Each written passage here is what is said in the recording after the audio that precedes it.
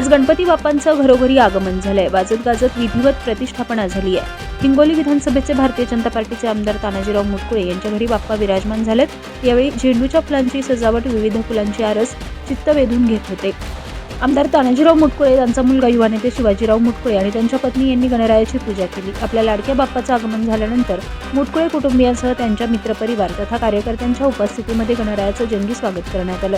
गणपती बाप्पांचं आगमन होणार असल्यानं अगोदरच मोठी तयारी तथा सजावट करण्यात आली.